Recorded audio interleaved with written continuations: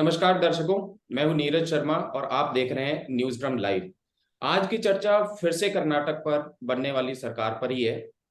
आपको याद होगा कि मंगलवार को इसी न्यूज ड्रम लाइव चर्चा में हमने ये खबर ब्रेक की थी कि सिद्धारमैया ही कर्नाटक के होने वाले मुख्यमंत्री होंगे। बुधवार को फिर से कुछ कुछ ऐसी बातें निकली, लेकिन शाम होते होते कांग्रेस पार्टी ने कहा कि नहीं, ये सब गलत खबरें हैं। अल्टीमेटली गुरुवार को यानी कल वही हुआ। सिद्धारमैया मुख्यमंत्री बने, D K Shiv Kumar deputy chief minister बने। अब पर्दे के पीछे क्या हुआ, बहुत सी कहानियां आ रही हैं। कुछ लोग कह रहे हैं कि शायद पावर शेयरिंग फॉर्मूला है, ढाई ढाई साल का, 2 साल का, 3 साल का। अ, क्या हुआ है, किस क्या क्या एक्चुअल फॉर्मूला था इस समझौते का, और किस तरीके से यह मामला सॉल्व हुआ, जानने के लिए हमारे साथ हमारे वरिष्ठ सहयोगी और वरिष्ठ पत्रकार औरंगजेब नक्शबंदी और राजेश आहूजा है। औरंगजेब कांग्रेस को काफी करीब से जानते हैं और काफी पुराने कॉरेस्पॉन्डेंट रहे हैं कांग्रेस बीट पे। औरंगजेब से पूछना चाहूंगा कि उनकी समझ से क्या निकला, किस तरीके से ये हल निकला। देखिए नीरज, शुरू से ही मेरा ये मानना था कि डी के शिव कुमार को ये पता था कि वो मुख्यमंत्री नहीं बने। इसकी सबसे बड़ी वजह यह है कि सिद्धरमैया एक बहुत बड़े लीडर हैं, उनका वर्चस्व बहुत बड़ा है, मास बेस है, और पूर्व मुख्यमंत्री भी रह चुके हैं। हालांकि कांग्रेस फैमिली से नहीं आते हैं, जेडीएस से आए, जनता दल सेकुलर से आए। तो लेकिन एक बहुत बड़े नेता है कर्नाटक में। तो डी के शिव कुमार की ये पोस्चरिंग थी, और उन्होंने जो ये 3-4 दिन जो भी खेल चला, उसमें ये एक चीज तो उन्होंने साबित ये उसमें स्ट्रेंथन कर दिया अपना एक दावा कि वो अगले जो है इनके जानशीन है, सक्सेसर है सिद्धरमैया की। ये तो उन्होंने अपना एक थप्पा उस पर लगा दिया कि वही सक्सेसर रहेंगे, चाहे जो भी इन्होंने। तो ये एक अच्छी स्ट्रेटेजी है उनके लिए जो उन्होंने की, क्योंकि कल को कांग्रेस में ऐसा भी हो सकता था कि सिद्धरमैया के हटने के बाद कोई और परमेश्वरा आ जाते या कोई और आ जाते। तो उन्होंने बहुत ही अच्छा गेम खेला, और अच्छी तरह से उन्होंने स्ट्रेटेजी को उसको उपयोग किया। रही बात क्या फॉर्मूला, आपने अभी बात जिक्र की कि क्या ये 2 साल का है, 3 साल का है। देखिए एक चीज है, हमने छत्तीसगढ़ में देखा, आपने उस टाइम भी मीडिया में पढ़ा होगा कि ढाई ढाई साल का फॉर्मूला है। अब 5 साल आने वाले हैं, भूपेश बघेल बने हैं सीएम। तो जो एक बार बैठता है उसको हटाना बहुत मुश्किल होता है, कई कारण होते हैं उसमें। तब तक वो जो ग्रिप होती है उनकी एडमिनिस्ट्रेशन पे, पार्टी पे, गवर्नमेंट पे, वो काफी एस्टेब्लिश हो चुकी होती है। आप 2.5 साल के बाद उनको डिसलॉज करोगे तो वो आसान काम नहीं है। और दूसरा ही देखिए, यहाँ पे बहुत इंपॉर्टेंट आप दोनों के लिए, सिद्धरमैया के लिए भी और शिव कुमार के लिए, वो है 2024 का चुनाव। 28 सीटें हैं कर्नाटक से। अगर कांग्रेस, जो आजकल के आंकड़े आ रहे हैं कि 21 सीटों पे आगे था, तो अगर कांग्रेस उतने भी जीते तो काफी बड़ा मार्जिन है, काफी बड़ी सीटें हैं, काफी बड़ी संख्या है। तो दोनों के लिए चुनौती यह है कि कांग्रेस पार्टी को ज्यादा से ज्यादा सीटें लाए। नंबर 1। नंबर 2, शिव कुमार के लिए, देखिए शिव कुमार को ये देखना है कि वो सचिन पायलट ना बने। अगर वो सचिन पायलट बन औरंगजेब, गए। हम उस मुद्दे पे आएंगे, बाद में सचिन पायलट पे भी आएंगे। मुझे मेरा खाली ये कहना था कि क्या हुआ पर्दे के पीछे की, अगर आप कुछ कहानी बता पाए कि नहीं, कुछ कुछ देखिए। एक्चुअल में सीन था पावर शेयरिंग फॉर्मूला का। जिस तरीके से कहा जा रहा है कि सोनिया गांधी ने बीच में इंटरफेयर किया, वो सीन था या नहीं नहीं, था। हालांकि सब नहीं, इस बात से नकार रहे हैं, लेकिन मीडिया नहीं, में चर्चाएं हैं इस बात की। नहीं, नहीं, मीडिया का तो स्पेकुलेशन का काम है कि सोनिया गांधी आई, फिर सोनिया गांधी को आप वो पहना दो ताज की, उन्होंने कर दिया ऐसा। मैं आपको इसलिए मैं कह रहा हूँ कि शिव कुमार को पहले से ही मालूम था। उन्होंने कुछ गारंटीज ले लिया कांग्रेस हाईकमांड से, कांग्रेस लीडरशिप से। वो गारंटीज उनको उनके बहुत ही अच्छी रहेंगी। जैसे उन्होंने पीसीसी चीफ वो बने रहेंगे, ये एक अच्छा उनके लिए एक रहेगा कि पार्टी पे ग्रिप उनका, होल्ड उनका लगातार बना रहेगा। डेप्यूटी चीफ मिनिस्टर एक अकेले होंगे, पहले 3 की बात हो रही थी, 2 की बात हो रही थी, अकेले रहेंगे। और पोर्टफोलियोज भी आप उनके जो अच्छे हैं ल्यूक्रेटिव मलाई वाले वो उनको मिल जाएंगे। तो उन्होंने जो अच्छा पोजीशन किया, और सबसे पहले जो मैंने आपसे कहा कि उनका जो सक्सेसर का, सिद्धरामैया के सक्सेसर वो एस्टैब्लिश हो गई। ये इस पूरे फॉर्म, ये जो 4 दिन की 4-5 दिन की घटनाक्रम है उसका ये निचोड़ है। ठीक है, सचिन पायलट के इशू पे जैसे अभी आप जिक्र कर रहे थे, मैं सचिन पायलट की से अगर हम तुलना करें इसकी, तो मैं शुरुआत करूंगा राजेश जी से। राजेश जी, क्या रीडिंग है आपकी? आप क्या इसको देख रहे हैं कि किसी तरीके से ये मुद्दा साल 2 साल के बाद फिर से राजस्थान की तरह हो जाएगा? देखिए नीरज, मुझे नहीं लगता है कि राजस्थान वाली जैसी स्थिति है वैसी यहाँ पे आएगी। अ, सत्ता बहुत बड़ी, एक इसको कहते हैं कि एक गोंद की तरह होती है जो सबको जोड़े हुए रखती है। सब लोग आपस में, क्योंकि अगर आप साथ में नहीं जुड़े रहेंगे तो आपका भविष्य जो है वो 5 साल की आपकी सरकार है वो 2 साल में ही टूट जाएगी। तो उसका फायदा ना सिद्धरमैया को है ना डीके शिव कुमार को होने वाला है। लेकिन जहां तक सचिन पायलट वाली स्थिति है वहां पर मेरी इस मामले में एक निजी राय है। मेरा ये मानना है कि डीके शिव कुमार को सरकार में शामिल नहीं होना चाहिए था। डीके शिव कुमार को जनरल इलेक्शन 2024 के लोकसभा चुनाव तक इंतजार करना चाहिए था। तब तक वो कर्नाटक कांग्रेस के अध्यक्ष बने रहते और कांग्रेस को कर्नाटक से काफी अच्छी सीटें दिलवाते। उसके बाद जो है उनका दावा, ना सिर्फ डिप्टी चीफ मिनिस्टर छोड़िए, उसके बाद अगर वो चीफ मिनिस्टर की पोस्ट पे दावा करते तो वो बहुत ही मजबूत होता। सचिन पायलट ने सचिन पायलट भी राजस्थान कांग्रेस के अध्यक्ष थे और सचिन पायलट को भी डिप्टी चीफ मिनिस्टर बनाया गया था। लेकिन सरकार में चीफ मिनिस्टर ही सब कुछ होता है। डिप्टी चीफ मिनिस्टर जो है वो चीफ मिनिस्टर के मंजूरी के बिना कुछ कुछ एक सेरिमोनियल सा पोस्ट है। आपको औरंगजेब ने ये कहा कि ये सही बात है कि सिद्धराम डीके शिव कुमार ने एक कमिटमेंट लिया है हाईकमांड से कि वो सिद्धरामैया के सक्सेसर होंगे। लेकिन औरंगजेब ये भी जानते हैं कि हाईकमांड ने सचिन पायलट से भी बहुत सारे वायदे किए थे। लेकिन उन वायदों का क्या हुआ? हाईकमांड ने छत्तीसगढ़ में भी बहुत सारे वायदे किए थे टीके सिंह देव से। लेकिन उन वायदों का क्या हुआ?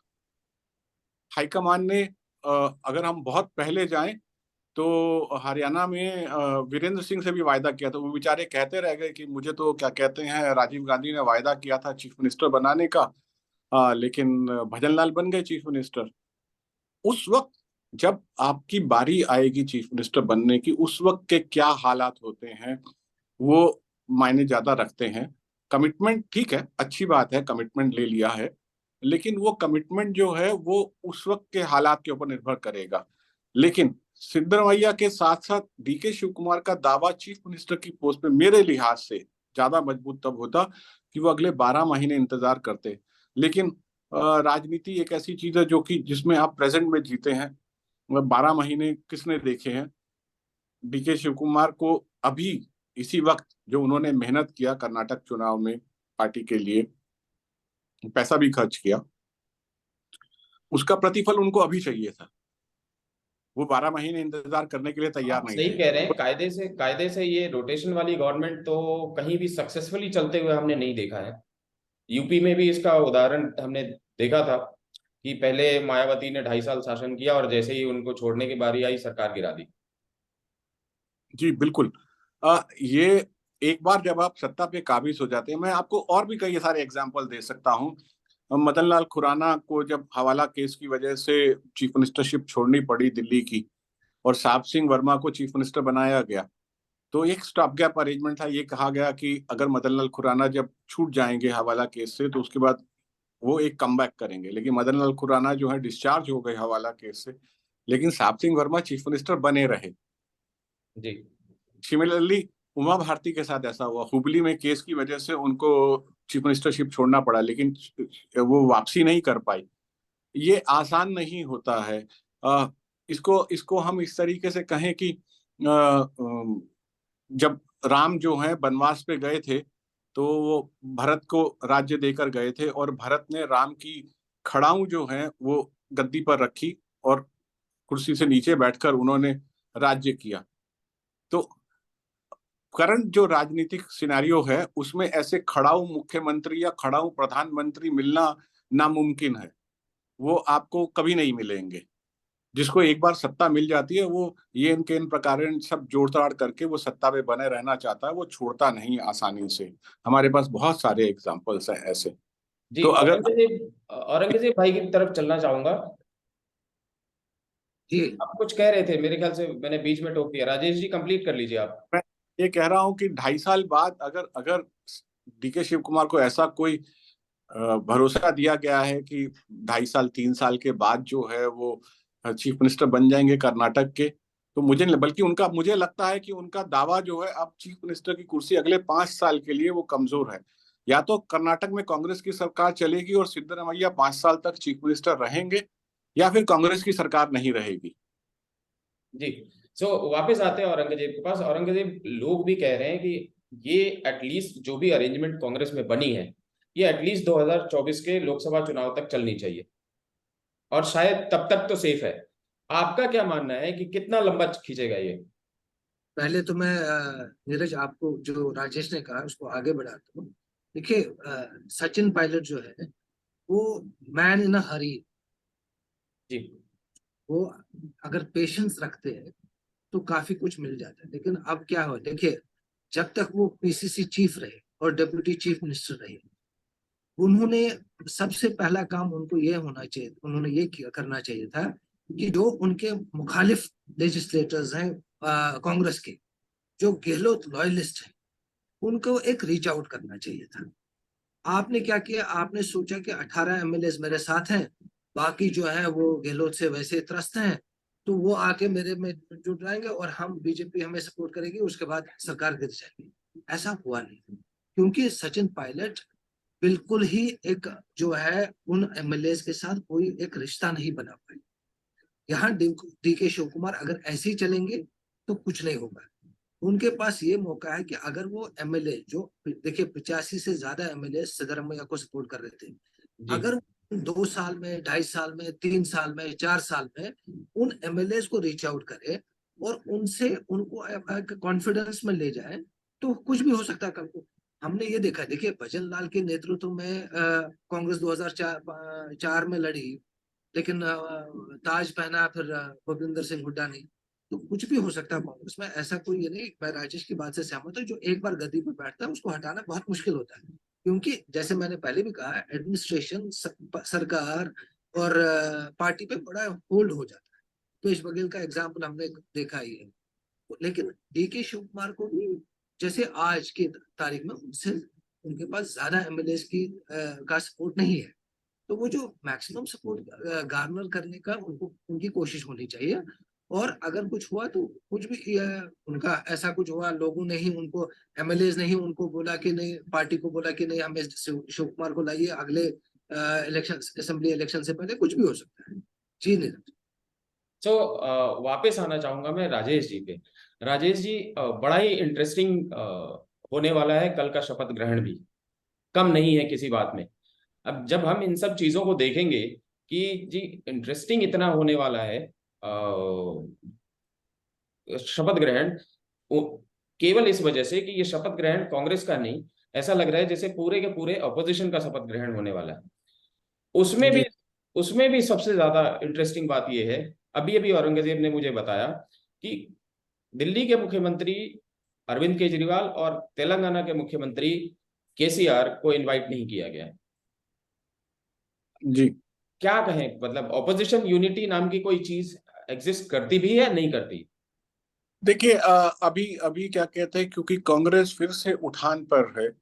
जब जब कांग्रेस हिमाचल चुनाव जीत चुकी है, कांग्रेस कर्नाटक में जीत चुकी है, तो जो एलाइज जो पहले सोच रहे थे कि कांग्रेस जो है एक जूनियर पार्टनर की तरह उनके साथ आ जाएगी, अगर मान लीजिए केसीआर या ममता बनर्जी, जिन जिन की, या नीतीश कुमार, जिन जिन की प्रधानमंत्री पद की तमन्ना है, तो वो कांग्रेस को किसी तरीके से एक जूनियर पार्टनर की तरह सपोर्ट में ले लेंगे। अगर ऐसा संभावना बनती है, जो कि आज की तारीख में मुझे ऐसी बिल्कुल संभावना नहीं लग रही है।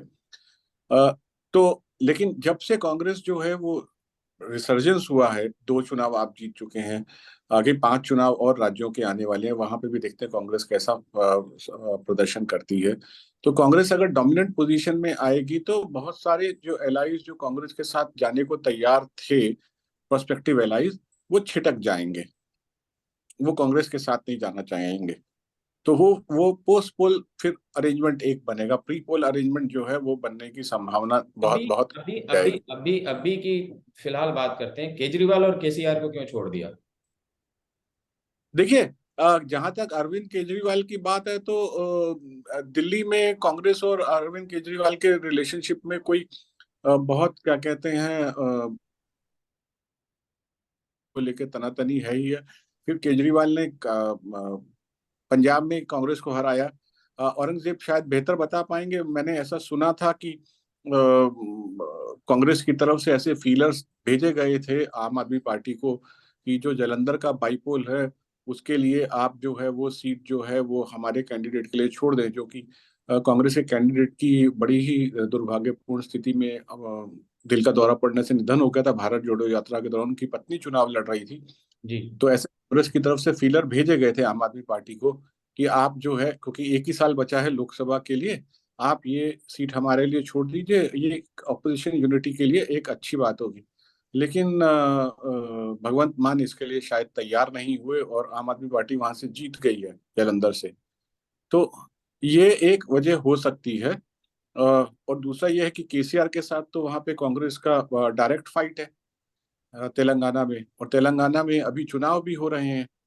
तो इसी साल चुनाव होना है तेलंगाना में, तो ऐसे में तेलंगाना के चीफ मिनिस्टर के साथ अगर आप मंच पे आप उनको इनवाइट करते हैं और अपोजिशन यूनिटी की बात करते हैं, तो ये बड़ा ही अजीब होगा। आप कांग्रेस रैंक एंड फाइल को क्या मैसेज दे रहे होंगे, जिसके साथ आपको अगले 6 महीने में ईंट पत्थर का बैर रख के चुनाव लड़ना है। तो उसके साथ अगर आप उस मंच शेयर करेंगे और अपोजिशन यूनिटी की बात करेंगे तो वो मुझे नहीं लगता है कि वो मुफीद होगा। औरंगजेब, आपका क्या नजरिया है, क्या हुआ, कैसे नहीं, बात बिगड़ी? बिल्कुल राजेश ने जो कहा बिल्कुल ठीक कहा। देखिए जालंधर एक बाईपोल जो था वो भगवंत मान का डिसीजन था कि हम लड़ेंगे। अगर आपको याद होगा कि बिल्कुल आखिर तक आम आदमी पार्टी को कोई कैंडिडेट भी नहीं मिला है। फिर उन्होंने कांग्रेस का ही कैंडिडेट जो 22 में कांग्रेस की तरफ से लड़ा है अभी असेंबली इलेक्शन, जी। वो से इस्तीफा देके आम आदमी पार्टी में ज्वाइन करके वो कैंडिडेट बन गए रिंकू और जीत गए। तो उनके पास कैंडिडेट भी नहीं था। और दूसरा देखिए इलेक्शन वहां पंजाब में बहुत ही हमने देखा संगरूर हार गए थे। तो भगवंत मान के लिए बहुत प्रेस्टीज का मामला था, तो वो अड़े रहे कि हम लड़ेंगे। उससे पहले अगर आपको याद हो जब सीबीआई क्वेश्चनिंग थी अरविंद केजरीवाल की, तो खड़गे ने उनसे एक रात पहले बात की और उनको बोला कि हम सब आपके साथ खड़े हैं इससे, क्योंकि ये जो सेंट्रल एजेंसीज कर रही हैं वो वगैरह वगैरह। तो वहां पे थोड़ा सा वो दिखा, क्योंकि अगले दिन कांग्रेस पार्टी ने कोई जो उनके पहले जो होता था, जैसे माकन ने कुछ बोला अरविंद केजरीवाल के लिए, तो उन्होंने कहा कि ये निजी राय है, पार्टी की इसमें कोई ये पार्टी की राय नहीं है। तो इसको अजय माकन को बिल्कुल आइसोलेट किया गया उस टाइम। लेकिन अब जालंधर के बाद जैसे राजेश ने कहा कि थोड़ा सा तनातनी फिर बढ़ गई। तो इसलिए एक कारण ये हो सकता है कि उनको बुलाया नहीं गया है। दूसरा ये है कि जब केसीआर को, जैसे राजेश ने कहा, बिल्कुल आमने सामने है कांग्रेस, नवंबर दिसंबर में चुनाव है, तो अभी अपोजिशन यूनिटी तो क्या है, वहां पे ये मैसेज आएगा कि ये दोनों तो एक ही पार्टी है। तो फिर बीजेपी वहां पे जो इस टाइम बिल्कुल ऑपोजिशन, मेन ऑपोजिशन पार्टी के रोल में आना चाहती है, वो आ जाएगी और वो टफ चैलेंज, टफ फाइट दे सकती है फिर केसीआर को 2000 ये जो नवंबर दिसंबर में चुनाव होने वाले हैं।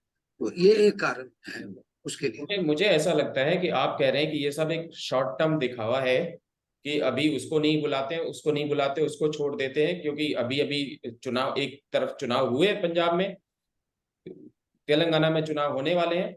जैसे ही ये सारे चुनाव निपट जाएंगे, 2024 का लोकसभा चुनाव आएगा, उसके तुरंत पहले सब शायद फिर से इकट्ठे हो जाए। नहीं देखिए, पहले भी ऐसे हुआ है, हमने कई बार देखा है। आप अगर आप उठा के देखेंगे हिस्ट्री में तो कई बार ऐसा हुआ है कि जब मुखालिफ हो रहे हैं तो उसके बाद उन्हीं के साथ आपने अलायंस किया। सीपीएम कांग्रेस एक साथ आ गई थी 2004 में। तो ये चीजें कोई ऐसा अनहोनी नहीं है, अनयूजुअल नहीं है, तो ये सब हो रहा है। लेकिन मेरा ये कहना है कि ये एक, जो देखिए कोई भी पॉलिटिकल पार्टी वो ये कोशिश करेगी कि स्टेट में जीत जाए। तो ये स्ट्रेटेजी के तहत उन्होंने कर दिया कि ठीक है, हमने इनको अभी दूर रखा ताकि ये मैसेज ना जाए। कर्नाटका और तेलंगाना बॉर्डर है, बॉर्डर आपस में उनका बॉर्डर मिलता है, तो ये ना मैसेज आए कि ये ए टीम बी टीम है और फिर बीजेपी मेन ऑपोजिशन और बीजेपी वर्सेस केसीआर हो जाए। तो ये एक स्ट्रेटेजी के तहत उन्होंने किया है। चलिए, बहुत बहुत धन्यवाद आप दोनों का इस चर्चा में जुड़ने के लिए। और देखते हैं कल किस तरीके से कितना इसमें एक बात ऐड करना चाहूंगा, सॉरी टू जी जी इंटरप्ट यू। जी जी शपथ ग्रहण जो है वो सिद्धरामैया का बहुत शांतिपूर्ण तरीके से निपट जाएगा। अ, लेकिन जो सिरफुटोवल कांग्रेस में होगी वो पोर्टफोलियो एलोकेशन को लेकर होगी। क्योंकि अगर अगर जो औरंगजेब ने कहा कि डीके शिव कुमार ने कुछ प्रोमिसेस एक्सट्रैक्ट किए हैं हाईकमान से, और उसके बाद वो वहां चाहेंगे कि वो सब उनको पोर्टफोलियोज जो मिले जो कि उनकी पोजीशन को और स्ट्रेंथन करें विद इन द कैबिनेट इन कर्नाटक, तो उसके बाद आपको वहां पे जातीय समीकरण भी आपको वहां पे बिठाने होंगे। उसमें आपको बाकी सब दलितों को भी रिप्रेजेंटेशन देना होगा। खड़गे जी चाहेंगे उनके बेटे को मंत्री बनाए, शायद मंत्री बन भी जाएंगे वो, लेकिन वो चाहेंगे कि साथ में उनके 2-3 सपोर्टर्स भी आए। जी कांग्रेस प्रेसिडेंट है वो, और कर्नाटक से हैं, और दलित हैं। तो दलितों में से किसको मंत्री बना के उसको क्या मंत्रालय मिलता है। लिंगायत इस बार क्या कहते हैं, इफ आई एम करेक्ट, मुझे लगता है कि 34-35 विधायक जो हैं कांग्रेस के लिंगायत हैं। तो आपको उनको भी, और वो बहुत ही वोकल दस्ता है, आपको उनको भी रिप्रेजेंटेशन देना पड़ेगा, और उनको भी ऐसे मंत्रालय देने पड़ेंगे जो कि उनको क्या कहते हैं, लगे कि वो भी इस सत्ता में भागीदार है। फिर कांग्रेस में वहां बहुत सारे वरिष्ठ नेता जो केंद्र में मंत्री रहे हैं और अब एमएलए का चुनाव जीते हैं, तो उनको भी आपको किसी तरीके से एडजस्ट करना पड़ेगा। के एच मुनियप्पा हैं, उनका क्या करेंगे। तो ये सब जो शपथ ग्रहण के बाद का जो है मसला, वो और भी इंटरेस्टिंग होगा। तो आप कह रहे हैं कि अभी ये खत्म नहीं होने वाली ये कहानी है ना? हम नजर बनाए रखेंगे इस बात पे भी कि जी। किसको क्या मिलता है। कुछ लोग तो ये भी कह रहे हैं कि शेट्टार को भी, जगदीश शेट्टार जो कि बीजेपी से छोड़ करके कांग्रेस में आए थे, चुनाव हार गए, लेकिन उनको भी मंत्री बनाना चाहिए। तो देखते हैं, काफी इंटरेस्टिंग डेवलपमेंट्स आएंगी जैसे जैसे होंगी। कुछ अन्य इश्यूज पे हम फिर से एक बार ये जुड़ेंगे, चर्चा करेंगे, अपने दर्शकों के से मुखातिब होंगे। तब तक के लिए नमस्कार।